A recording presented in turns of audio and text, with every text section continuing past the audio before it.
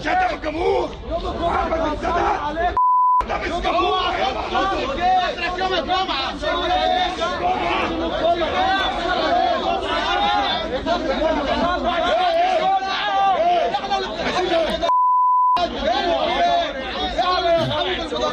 اتحرك بس من الجمهور. هتتعارك معايا. كان مش لابس شتم الجمهور. مش مهندس. انت مريض شعوي. انت حضرتك مستعد. اشتكيله يرحمكم الله. احنا ارجل من اي حد مش هنتطور. تعالوا. مش مهندس. انت قلت كده. تكذب امشي يا سادات. طب انت انت مش قد انت مجلسك. ممكن تبقى انا بره عادي عادي. طب كاسب. احنا اللي بنوصل في المدرجات. لا انتوا ماشيين. الشكل بس احنا اللي كنا بتوع الفهم في المصالح.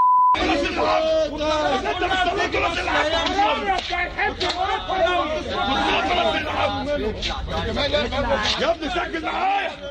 ربنا فوق. احنا ما عندناش الا غير الداخليه. انا عديت 15 صفاره، كل صفاره بلفظ خارج. عايز افكركم بس انه محمد مصلحي رئيس النادي السابق استقال برضه بسبب نفس القصه، ان الراجل دخلوا النادي، نطوا من فوق النادي وكان معاهم شويه شماريخ كده لطيفه وصريخ وزعيق ومصلحي يسيب النادي والحدوته والقصه. فمصلحي قال لك لا والله العظيم ما انا داخله تاني، وراح مقدم استقالته وما دخلش النادي تاني. عرف السادات يعني الكلام فيه حوارات من هنا والفاظ من هنا والفاظ من هنا وقصص الحقيقه للاسف الشديد، وكاننا في الكاميرا الخفيه يعني شغاله، مع انه اللي واقفين قدام حضراتكم دول ما بين مراسلين للقنوات وما بين اعضاء مجلس اداره ثم جمهور ثم رئيس نادي، لكنه وصلت القصه بينا الى هذه الدرجه. هذا هو الحوار ما بين رئيس نادي وما بين جماهير نادي. والغريب انه نادي الاتحاد كان كسبان 1-0 نادي طلائع الجيش. الغريب كمان ان اللعيبه ما نزلتش التمرين يومين متتاليين لانها ما بتاخدش مستحقاتها حسب ما بتقول. النهارده كمان كان في اجتماع لمجلس الاداره بدون عفه السادات. معانا وليد السنوسي يقول لنا اخر التورات. مساء الخير يا وليد. مساء الخير يا كابتن شوبير. ماذا حدث؟ كابتن شوبير، بالفعل ازمات تتوالى داخل نادي الاتحاد السكندري وبخاصه داخل مجلس ادارته بعد ان زي ما شفنا جميعا على شاشه مودرن وانفراد مع حضرتك كابتن شوبير، هذه هي الازمه الحقيقيه داخل مجلس اداره نادي الاتحاد السكندري. ومنذ ذلك الحين لم يدخل الدكتور عفة السادات نادي الاتحاد السكندري عازفا عن الحضور الى الاسكندريه. الطريق كان سفينه الفريق الاول لكره القدم بالتحديد وهو معشوق جماهير الاسكندريه.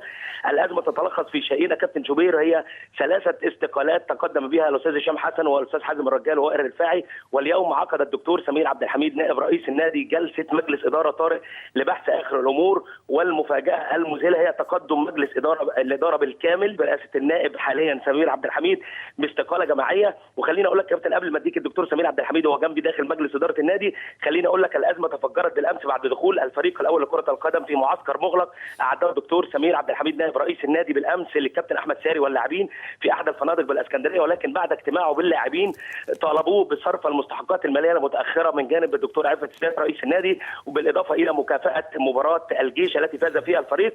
وبعد خروج النائب الدكتور سمير عبد الحميد من هذه الجلسه حزم اللاعبون امتعتهم وتركوا المعسكر. اليوم ازمه اخرى جديده اشهد التدريب بعد ان امتنع اللاعبون عن نزول التدريب مطالبين الكابتن احمد ساري بحضور رئيس النادي، والذي وصفوه بانه اهمل الفريق الاول لكره القدم على الرغم من انطلاق الدوري على عكس ما اكده للجميع. مع حضرتك كابتن شوبير الدكتور سمير عبد الحميد نائب رئيس النادي. مساء الخير يا كابتن. دكتور سمير مساء الخير يا فندم. مساء سعادتك يا فندم. الله يخليك. يعني ايه اللي وصل العلاقه لهذه الدرجه، وهل بالفعل تقدمتوا جميعا باستقاله، وهل حضر اليوم الاعضاء المستقلين الثلاث جلسه المجلس؟ لا، هو طبعا تم دعوه المجلس بدعوه طارئه وفقا للقانون، طلب تقدم به ثلث اعضاء المجلس. الجزئيه الثانيه ان انا كان اعلن الدكتور عفت ان هو في اجازه ونائب رئيس النادي هو اللي يدير النادي. وفي ضوء هذه الملامح تم دعوه المجلس لجلسه طارئه النهارده علشان نناقش مع حل النادي النهارده. عندنا مشكلتين موجودين، المشكله الماليه اللي موجوده اللي بيمر بيها النادي، الجزئيه الثانيه اللي هي المشكله او الازمه الجماهيريه في نادي الاتحاد. الازمه الماليه طبعا معروف فيها ان السيد الدكتور عفت رئيس النادي بيقول لي ان هو يعني اوكل لاداره امور النادي.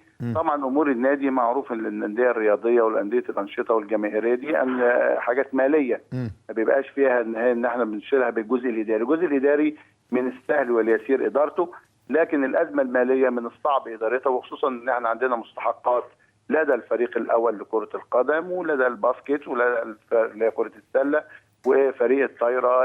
يعني الازمه الماليه يعني متعمقه زي ما بنقول يعني. والاوان دلوقتي ما ينفعش ان انا اخد اجازه واحيل الموضوع لنائب الرئيس علشان يدير النادي في هذه المديونيات او في هذه المستحقات الماليه العاليه. فطبعا وخصوصا ان هو معروف ان احنا كنا موضوع تحديدا ملف كره القدم كانوا بيديروا الدكتور عفت بتفويض من مجلس الاداره، لكن طبعا احنا عارفين ان القانون ما فيش حاجه اسمها تفويض في القانون لاداره الامور، لكن كان الموضوع اوكل للدكتور عفت بقرار من المجلس لسببين.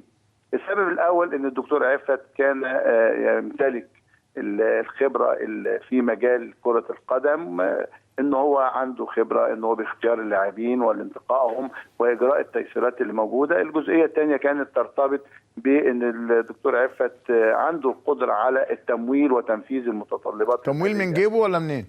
والله هو كان مش من جيبه طبعا، دكتور عفت كان بيدفع الفلوس وبياخدها تاني يعني بيسلف النادي يعني. بالظبط كده. وبحد ذاته حاجه كويسه. ودي طبعا كانت بتحل ازمات النادي الكبيره يعني. النهارده احنا موجودين متدفقين. بس انا سمعت ان الدكتور عفت يعني لديه مديونيه لدى النادي، يعني النادي عليه فلوس الدكتور عفت، صحيح هذا الكلام؟ والله هو بلغت المديونيه للدكتور عفت دلوقتي حوالي 300,000 او 700,000 اللي موجودين، من اجمالي كان حوالي مليون وشويه اللي كان موجود عنده في يعني الراجل بيدفع يخلص ازماته ومشاكل لحد ما تفرج. بالظبط كده. تدفعوا له مبلغ، يعني ما زال النادي مدين لعفت ب 700,000 جنيه بالظبط. فطبعا احنا كنا الدكتور عفت ما حدش يقدر يشكك في قدرته على المشاركه في حل الامور بتاعه النادي، لكن هي تفاقمت بشكل غير عادي. طبعا تراكمت من بدايه قناعته ان ما فيش دوري موجود، فبدا رفع الايد عن فريق الكوره. المدرب مكيده طبعا مشى، ما فيش جهاز، ما فيش فبدانا ان احنا نحتضن الفريق في توقيت قاتل بالنسبه لفرق كره القدم اعتبارا. بس الفرقه اتظبطت، يعني انتوا خسرتوا ماتشين وكسبتوا ماتش. في فرق كتير عندها نقطه ونقطتين، يعني ايه سر الفركشه دي يا دكتور؟ انا مش لاقي لها سبب يعني الحقيقه. والله انا فوجئت بالدكتور عفت انه بيعلن انه لن يمول او لن يقدم اي تيسيرات ماليه ما راجل بيتشتم وبيتهاجم وبيطلع عينه وهو بيدفع فلوس وداين النادي. طب عليه بايه يعني؟ لا هقول لحضرتك. هو احنا بس علشان نحدد الفتره الزمنيه ازاي. طبعا احنا بنرحب طبعا الدكتور عفت معروف بعلاقته القويه بمجلس الاداره، يمثل قيمه وقامه في المجلس، لكن احنا التوقيت الزمني اللي رفع فيه الدكتور عفت ايده عن دفع التمويل للمتطلبات. ايوه يا دكتور سمير، انا ما بقاش بدفع للنادي وبدفع فلوس واجي اتشتم. كابتن انا ما قلتش طبعا احنا رافضين هذا يعني هو امر غريب جدا يعني بصرف النظر اتفاقي او اختلافي مع عفت، لكنه ايه الاماره؟ نعم. لا اقول لحضرتك، هو التوقيت اللي دفع فيه اللي رفع ايده عن دفع المستحقات والمشاركه في اداره النادي ماليا ملهوش علاقه بديت. يعني في التوقيت ده احنا بنتكلم على الاربع او الخميس. الاربع او الخميس اللي فاتوا دولت كان اللي هو بيتكلم فيهم مع الناس اللي هو كان بيتكلم فيهم الفلوس. انا بس هعرض لحضرتك تاني صوره الجمهور وهو بيتهجم الحقيقه وانا ما اعرفش مين اللي شتم مين، عشان هم الجماهير بيقولوا الدكتور عفت تلفظ عليهم وهم راحوا. ما هو اللي حصل ما هقول لحضرتك، هي المشكله بدات في تمرين من التمرينات. الجمهور احنا فوجئنا كلنا ان الجمهور تدخل، ولقينا الدكتور عفت بدا يتلفظ حسب الفيديو اللي هم وزعوه، وقالوا انه تلفظ على الجمهور بالفاظ زي ما بيقولوا لا تليق ب يعني باداره النادي. طب عايز اسالك، هل الدكتور عفت استقال؟ لا لم يتقدم. يعني هل تقدم باستقاله للسيد جاسر منير مدير النادي ولا لا؟ لا احنا هل تقدم باستقاله للسيد الدكتور مدير الشباب والرياضه وكيل الوزاره عندكم ولا لا؟ لا احنا عندنا الاستقاله بتقدم لمجلس الاداره ولم يحدث. طيب قول لي بقى انتوا عملتوا ايه النهارده بقى؟ مين اللي حضر من المجلس؟ المجلس كله ما عدا الاستاذه نهى الملاح. نهى الملاح لم تستقيل وعفت السادات لم يستقيل. بالظبط. مش كده؟ طب قول لي اسماء المستقلين يا فندم حضرتك. دكتور سمير عبد الحميد نائب رئيس النادي. دكتور سمير عبد الحميد. الاستاذ مصطفى حسين. ايوه. الاستاذ هشام حسن. ايوه. الاستاذ الدكتور هشام الطيب. نعم. الاستاذ حازم الرجال. نعم. وائل الرفاعي. وائل الرفاعي. نعم. الكابتن هاني سرور. لم يتبقى برضو اتفضل. لم يتبقى سوى نهى الملاح وعفت السادات. بالظبط. واحنا برضو الموضوع ان احنا بنقول للدكتور ان جماهير اسكندريه فعلا احنا ضد ان هو يشتم حد او يبقى فيها، واحنا للاسف احنا عندنا دايما يعني انتوا استقاله تضامنا مع الجماهير يا فندم؟ لا، هي تضامنا للازمه اللي موجوده في نادي الاتحاد. جماهير نادي الاتحاد هي من الجماهير اللي احنا عارفين اللي ليها دور كبير قوي في ابقاء الفريق خلال المرحله اللي فاتت. لو الفريق كان نزل الحقيقه. نعم. الفريق كان نزل وقعد بقرار للامانه والله يعني. بس احنا ما نقدرش نقول القرار هو اللي كان لوحده، ما نقدرش ننكر. لا يعني فضل الجماهير. الاتحاد السكندري كان نزل وقعد بقرار يعني عشان نكون امنا يعني. ما هو القرار بقالنا 20 سنه بنهاتي انه ما ينفعش الاتحاد السكندري يبقى في الموقف ده. طيب يعني بالزبط. ايه اسباب الاستقاله يا فندم؟ قول لي اسبابها. 1 2 3. والله اسباب الاستقاله للموقفين اللي موجودين. الازمه الماليه الطاحنه اللي النادي فيها. كويس. وموقف الجمهور والازمه مع جمهور نادي الاتحاد. لابد ان الدكتور عفت كما افتعلت معه هذه الازمه عليه ان يحل الازمه مع الجماهير اللي موجود. دكتور سمير عبد الحميد اشكرك شكرا جزيلا. تبقوا جدعان لو جبتوا لنا اللقطه اللي على اثرها الاستاذ محمد مصلحي تقدم باستقالته من ايوه. سلام عليكم. يا سلام عليكم. يا سلام عليكم. كابتن رضا خليك معايا الله يخليك لانه ايه ما اشبه الليله بالبارحه. وهقول لك التوقيت بالظبط كمان يعني هجيب لك هي كابتن احمد نفس الافراد قاسم مشترك بين الاثنين نفس الحدوته نفس القصه وكان الاعضاء قاعدين داخل النادي واظن كان يوم جمعه وتم ترويعهم والدخول بص حضرتك الشماريخ لا شهيره يا كابتن ذاكرينها يعني بص حضرتك وساعتها محمد مصلحي اقسم انه مش هيدخل النادي تاني. لا مش هيدخل هيستقيل. وبص حضرتك في سنج جنازير. بص حضرتك دول على الاعضاء خلي بال حضرتك داخل النادي اظن كان يوم جمعه ان لم تخن الذاكره يعني. دول جماهير دخلت النادي يعني اذا كنا هندلع الجمهور ندلع ما عنديش مشكله يعني. لا احنا اتدلع قبل كده.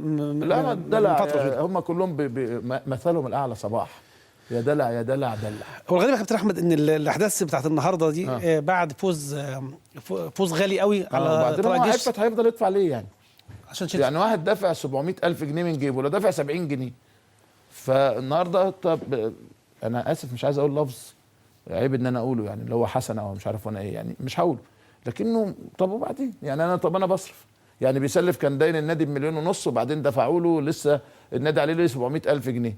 طب ما انت كمان تبحث عن موارد يعني. ما محمد مصلحي طفح الكوته بقى محمد مصلحي يعني انا ايه ده صديقي العزيز اللي اعتز بيه جدا يعني دفع دم قلبه يعني وعمل فريق بطل في الباسكت وعمل فريق وصل نهائي الكاس وعمل فريق وصل رابع او خامس دوري عام وضم لعيبه وعمل وبعدين في النهايه كان ده جزاؤه انه نطوا بعد الثوره المباركه ونطوا جوه النادي وعملوا ده ومش كان 27/2/2011 بعد سنتين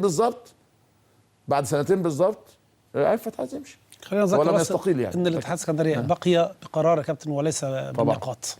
يعني هو لم يهبط بقرار وليس بنقاط. اللي عايز اقوله لك انه وعفت سادته انا كان موقفي واضح ان انا كنت ضد منع الهبوط ويمكن من اسباب مشكلتي مع الاتحاد السابق كانت واضحه جدا مش اسمها منع الهبوط اللي هبط واللي قعد لكنه هذا لم يحدث. اذا كنتوا عايزين الجماهير اللي تدير عليه العوض منه العوض. الله يرحمك يا كابتن لطيف كان بيقول ايه بقى يا كابتن رضا؟ حكم ولاعب لاعب مشجع. احنا المشجع بقى هو الرئيس. المشجع بقى هو اللي بيدير دلوقتي. لا يدير كرة القدم فقط ولكنه يدير الدولة. هو المدرب بيدير الدولة. هو ضابط الشرطة. بقول لك بيدير الدولة. المشجع بيدير الدولة من رأسها لا اخمص قدميه. يلا